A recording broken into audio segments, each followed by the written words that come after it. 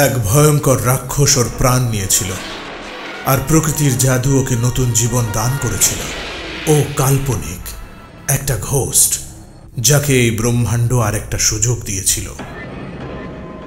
তুমি কি এখানে নতুন? হ্যাঁ। ছেলেটা কে ছিল? পিছনে ফিরে যখন দেখলাম ও ওখানে দাঁড়িয়ে ছিল, অনেকটা ম্যাজিকের মতো। গাড়িটা আগে কখনো দেখেছিস? না, আগে এটাকে আমাদের কালেকশনে অ্যাড করা যাক। গো!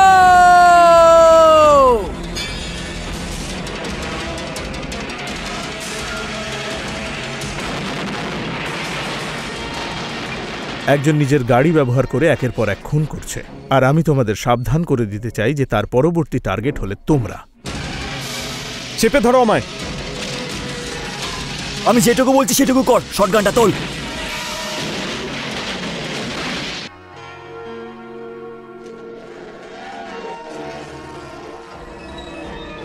এগুলো ভুল করছি আমরা।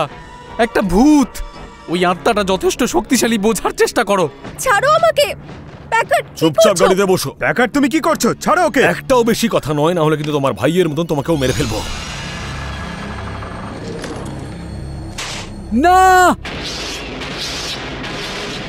স্ক্যাঙ্ক, ওটা কে ছিল? আরে আমি জানি না, যেই হোক খুব রেগেছিল মনে হচ্ছে।